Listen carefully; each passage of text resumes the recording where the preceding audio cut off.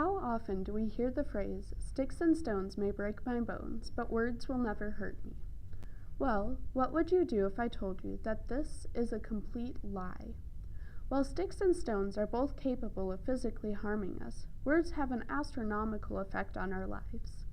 The truth of the matter is, positive words can lead to a positive life, while negative ones have just the opposite effect. Ever since September 11, 2001, negative reports of Muslims have increased in mainstream news reporting dramatically, and the number of hate crimes against Muslims has also escalated immensely. You see, the actions of so few people did not incite widespread prejudice and violence against such a large group, but rather the negative and biased reaction of the press created a rash of irrational thinking across the United States. The rate of hate crimes against Muslims in the United States increased by over 17 times from 2000 to 2001. The more news reports describing all Muslims as violent terrorists from distant, dangerous countries, the more the U.S. population believed it.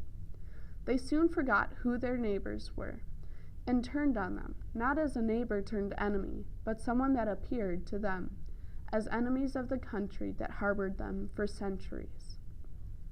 But is this just a coincidence of increasing prejudice and Islamophobia, or is there scientific reasoning for it? People were scanned using an fMRI while hearing either negative, positive, or neutral words. The recorded results from the scan showed a response in the amygdala, the part of the brain that controls fear and aggression, when hearing negative words.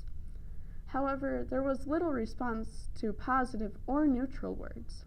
In fact, for every 5 positive words, 1 negative word would have the same amount of impact on the brain functions.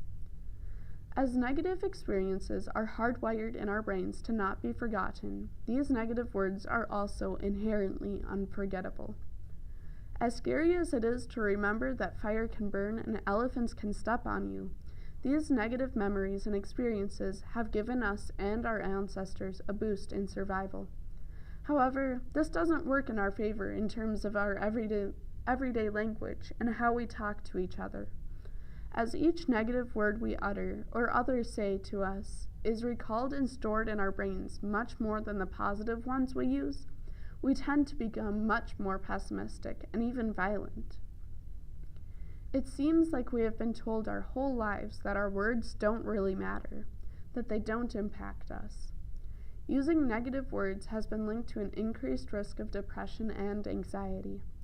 However, this correlation hasn't been directly tested, so we must continue to ask ourselves if depression causes negative language or if negative language causes depression. Either way, how we choose to use our words can impact everyone around us. Words have the power to empower and to belittle. They have the power to shape us into individuals or to smother us into dehumanized beings with little value or hope. Words have the ability to change the world. It all depends on how you choose to use them. Colonial slavery, the Holocaust, the Armenian genocide, the Iraq War. As much as we hate to admit it at times, the world's history is riddled with examples of these terrible things humans are willing and at times eager to do to other humans. Looking at such moments in history, a common question arises. How could people commit such horrible atrocities to other living humans? The answer is through dehumanization. Dehumanization is the psychological process of demonizing the enemy, making them seem less than human and therefore unworthy of humane treatment. In his book, Less Than Human, Professor David Livingstone Smith said, "It's very, very important to emphasize that it's not a comparison. That is, when people dehumanize others, they actually conceive of them as subhuman creatures. It involves the changing of our schema, regarding a certain group of people to the point that we cognitively strip them of their humanity. According to Professor Smith, the process of dehumanization involves 2 key concepts. The first is called psychological essentialism. Psychological essentialism is the tendency to think that every living thing has a unique essence that makes it identifiable as a member of a group. For example, although there's a vast array of dog sizes, breeds, and shapes, there's a certain quality that makes a dog identifiable as a dog rather than, say, a fox. Although the two look quite similar, we as humans recognize that there is a distinct canine spirit, which the fox generally lacks.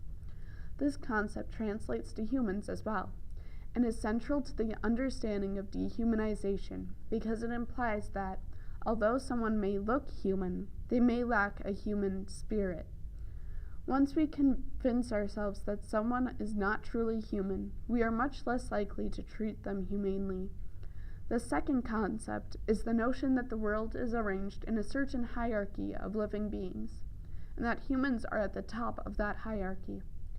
Together with the psychological essentialism, this idea of a cosmic hierarchy influences people to sort other groups of people as higher or lower on the totem pole of creation.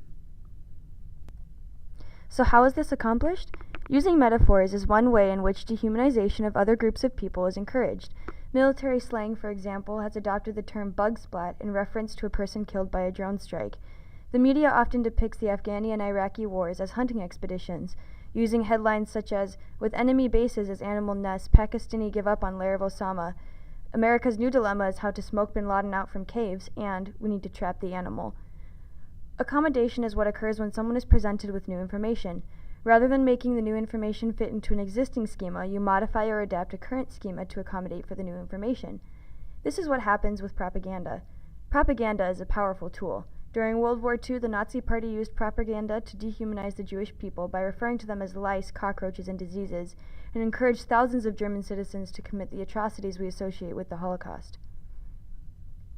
Dehumanization has the function of decommissioning our moral sentiments. When we dehumanize others, it makes it so we are able to kill, oppress, and do other such things with a much clearer conscience. It is a defense mechanism and a response to reduce the cognitive dissonance felt when what someone is told concerning another group of people is contrary to their previous beliefs about that group of people.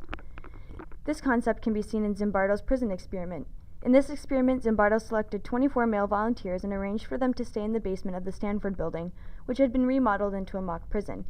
They were then randomly assigned the role of either a prisoner or a guard.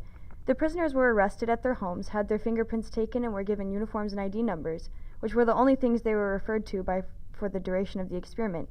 What they found was that within hours, both the guards and the prisoners adapted fully to their roles, with the guards in particular becoming quite aggressive and verbally abusive.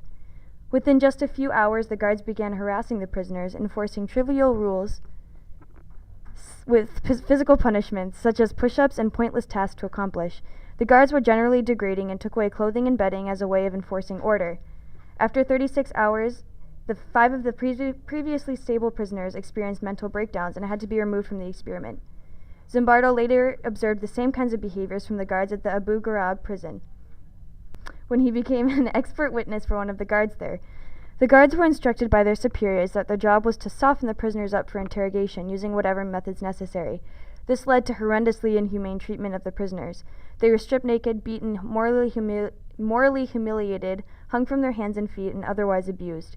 The guards responsible for these acts were not terrorists, but rather U.S. military police reserves, none of which had any training for an assignment like that. Both this instance in Iraq and Zimbardo's prison experiment illustrates that people are most likely to dehumanize others when they are given power over that group without supervision, and that the tendency to dehumanize and abuse others is not limited to a select few bad apples. Instead, it is a tendency that everyone has and needs to be wary of. So by now, we've said that dehumanization is a psychological process used to demonize an enemy group, talked about how metaphors and propaganda encourage dehumanization, and discussed the reasons we either consciously or unconsciously dehumanize others. But why is it important to understand this concept? Most of us, hopefully, will never start or participate in the kinds of mass genocides we associate with dehumanization, but dehumanization can be seen on a smaller scale every day. Surgeons are able to continue to do their work because they dehumanize their patients to a certain extent while operating. Military personnel dehumanize the enemy to enable them to protect their country. Even the waiting list numbering system used by the DMV is a sort of dehumanization. All these situations, as long as dehumanizing thoughts are kept at a reasonable level, are not bad in and of themselves and are critical to the organized functioning of society. But then that becomes the question. What is the reasonable level? When does medical desensitization become allowance for human suffering? When does patriotism become an excuse for callous slaughter and a numbering system become de-individuation? Psychologists will probably never have a set number or level to provide an answer, but understanding dehumanization can help us to remember that, no matter what, every person deserves to be treated with human decency.